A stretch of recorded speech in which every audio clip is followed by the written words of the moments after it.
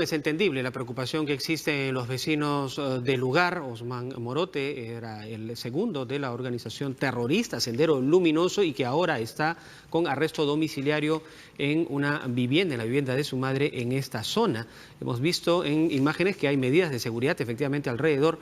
Sin embargo, ¿serán estas las medidas de seguridad suficientes? Bueno, es parte de las preguntas que le vamos a hacer a José Luis Gil Becerra. Él está aquí con nosotros en TV Perú. José Luis, gracias por estar aquí. Gracias. Buenos días, Julio. Muchas gracias por la invitación. Vamos a hablar de un tema que preocupa en realidad, ¿no? La liberación de Osman Morote no nos gusta absolutamente a nadie. Sin embargo, el sistema de justicia y el tiempo transcurrido tras las rejas con una condena de 25 años se venció hace rato y el proceso que se le sigue, tanto por el caso Tarata y los otros dos que también involucran una serie de matanzas, no han tenido, digamos, la velocidad, por no decir otra cosa, suficiente para mantenerlo tras las rejas.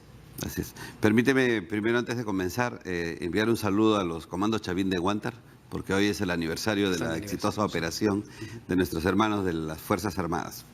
Respecto a tu pregunta, la liberación de Morote refleja una serie de problemas, una serie de aristas desde el tema judicial hasta el tema policial.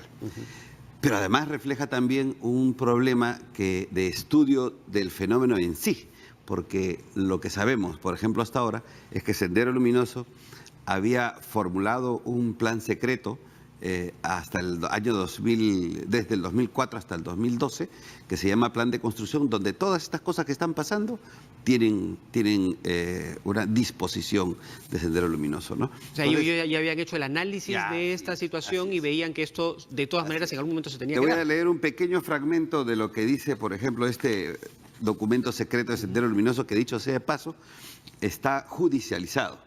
O sea, obra en manos de la Fiscalía. Del juez, del tribunal que hasta ahora no decide el tema de la operación Perseo, donde está el Movadef. Este documento está dentro. ¿Qué dice? ¿Cuál debe ser el papel de los dirigentes antiguos? Dice Sendero Luminoso. Forjar nuevos cuadros, forjar a los continuadores. Está dispuesto. Esto está ordenado. Quiere decir que en el estricto sentido de Sendero Luminoso, ellos han dispuesto una serie de actividades. Dicen que están saliendo del repliegue, le han dado la disposición a estos dirigentes para que continúen la lucha, ¿no es cierto? Están dándoles disposiciones para que capten más masa, para que sigan haciendo el trabajo como Partido Comunista del Perú, conocido como Sendero Luminoso. O sea, la organización continúa. Ellos han estado estudiando durante 25 años en cárcel cómo salir de esto que ellos llaman ahora el repliegue. Miren lo que dice acá. En una parte del documento dice sobre el frente, dice, ahora que estamos saliendo del repliegue. ¿Tú recuerdas cuando Abimael Guzmán cayó? Dijo, hemos entrado, este es un recodo en el camino, dijo, ¿no? Hay que hacer un repliegue estratégico. Ya, hoy ellos dicen, estamos saliendo del repliegue. ¿Este documento qué fecha tiene? Este documento es del año 2012, ¿verdad? Entonces, no es tan antiguo, es un documento. Es un documento actual. Hasta ahora la gente de Sendero Luminoso no se quiere pronunciar sobre este documento secreto en la que da una serie de disposiciones, entre ellas el formar un ejército guerrillero. De acuerdo. Este es un primer aspecto. Podríamos decir que es una mirada hacia lo que está sucediendo dentro de Sendero Luminoso y lo que tienen en mente desarrollar en adelante. Pero no quisiera alejarme un rato del caso de Osman Morote porque sí me interesa mucho tu opinión. Tú eres experto, ex-GEIN además, experto en temas de terrorismo, respecto de la situación que en este momento tiene Osman Morote. Es decir, la Fiscalía ya ha pedido 25 años por el caso Tarata, 35 años también por la masacre que hubo de una comunidad de campesinos, 35 años. Es decir, eso existió, se realizó y es probable que termine condenado. ¿Las medidas de seguridad que tiene Osman Morote puedan garantizarnos que efectivamente sea nuevamente capturado y encarcelado?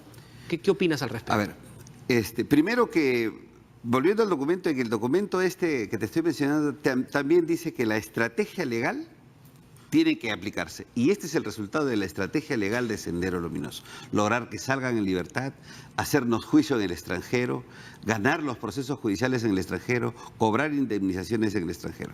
Entonces, esta salida de él hacia un inmueble después de esta desastrosa resolución judicial es un triunfo estratégico.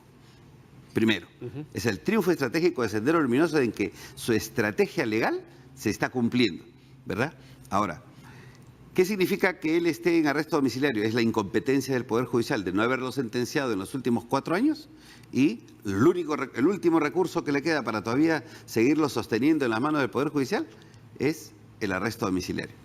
Más o menos 20 efectivos diarios para cada uno, porque son en 3 turnos o en 4 turnos. Y si hay que ponerles más, hay que ponerles más. Seguramente, Hay que es lo que el seguridad. Estado va a gastar, ¿no es cierto? Una cantidad de policías solamente para resguardar a estas personas que nos hicieron tanto daño en el Perú.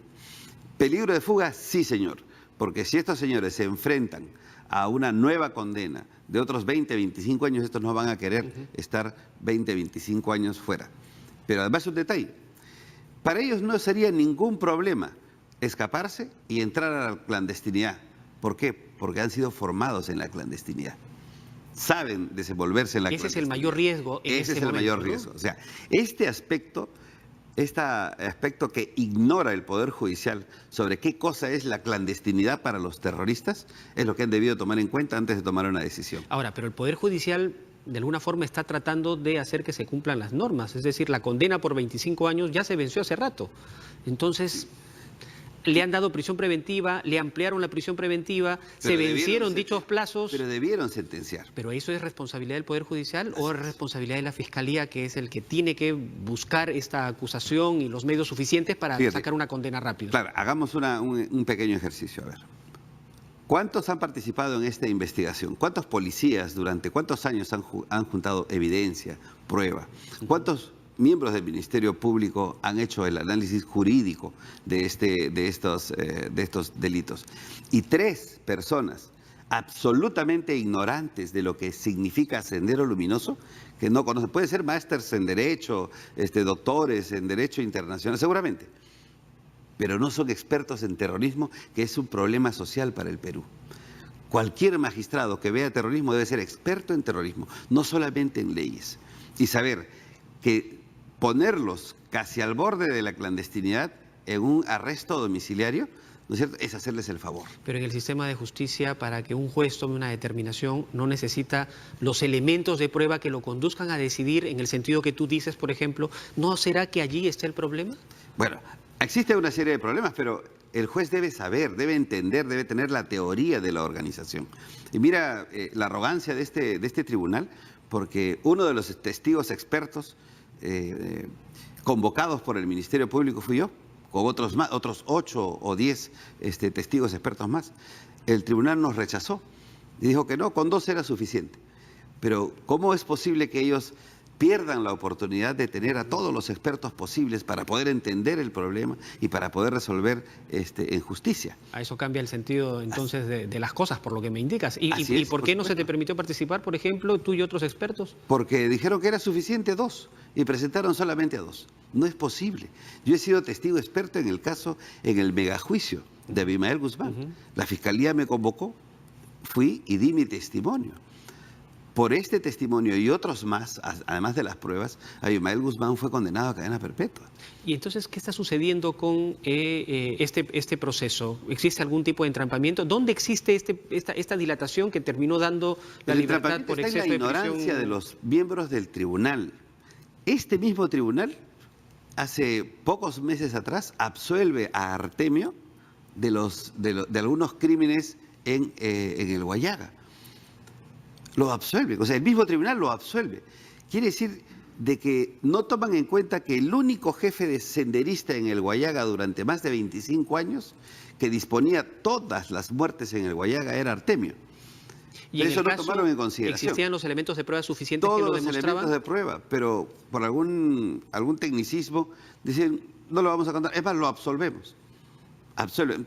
Algunos dicen, bueno, ya tiene cadena perpetua. No importa, hay que ponerle 10 cadenas perpetuas.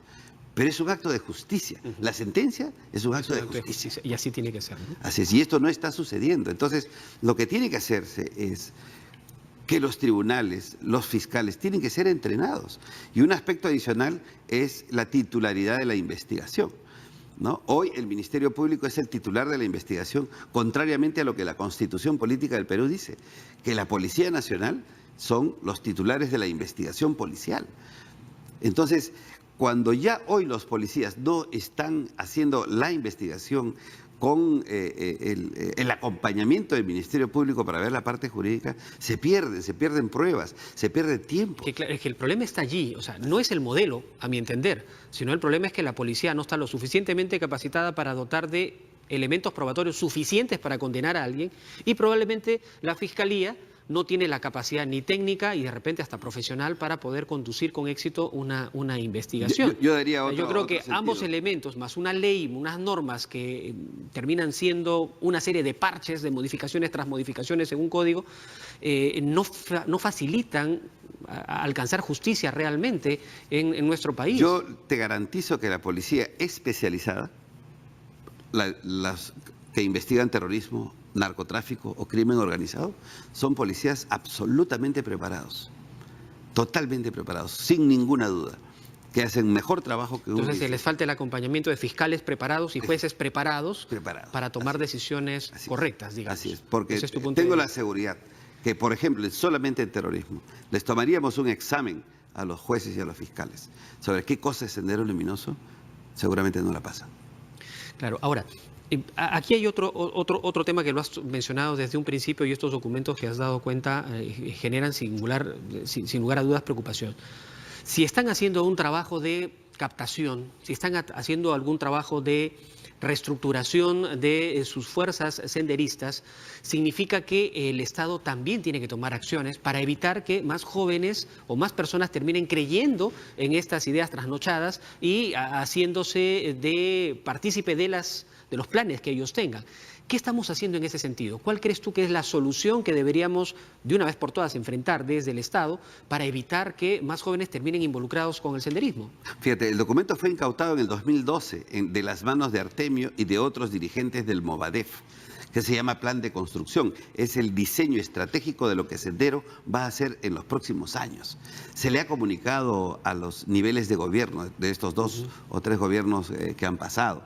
Se les ha dicho, pero la ausencia de una política de Estado de lucha contra el terrorismo, que fue el principal problema para el país, es lamentable, ¿no? ¿Por qué? Porque somos triunfalistas. Pero la lucha contra el terrorismo, ¿en qué escenario? ¿A qué te refieres? ¿En la interdicción, en la captura, en una severa sanción? En el tema de la educación, en el tema de la interdicción, en el tema de los procesos judiciales, en todos los aspectos, incluso debemos involucrarnos todos, las empresas privadas. Fíjate, este grupo, Sendero Luminoso, va a las puertas de las fábricas, de las grandes empresas, a convencer a los trabajadores para unirse a su programa. El Movadef hace ese tipo de trabajo. Los organismos generados de Sendero hacen ese tipo de trabajo. ¿Cómo combates eso? ¿Cómo actúas para evitar que eso siga pasando? Docencia contraterrorista. Debemos saber, los jóvenes tienen que saber lo que ha pasado. Y no son ellos culpables de no saberlos, somos nosotros, esta generación, nuestra generación, la que no les enseñó. ¿Ha llegado el momento de hacerlo? Sí. Por eso hay que hacer docencia contraterrorista. Y ahí el Ministerio de Educación tiene que cumplir un rol estratégico muy, muy importante. Hay muy buenos profesionales en terrorismo que seguramente estarían gustosos de enseñar a los alumnos de cuarto, quinto año de media cuál es la verdadera situación de esta organización terrorista. Y hacia dónde nos condujo, ¿no? Lamentablemente, tantas muertes en nuestro país. José Luis, te agradezco mucho por esta conversación. Muchas gracias, Julio. José Luis Gil Becerra ha estado conversando con nosotros, dándonos sus puntos de vista respecto de lo que sucede en el Perú, los problemas que tenemos en el sistema de justicia respecto de la penalidad o la búsqueda de justicia enfrentando a terroristas como los que acaban de ser liberados de la cárcel con arresto domiciliario.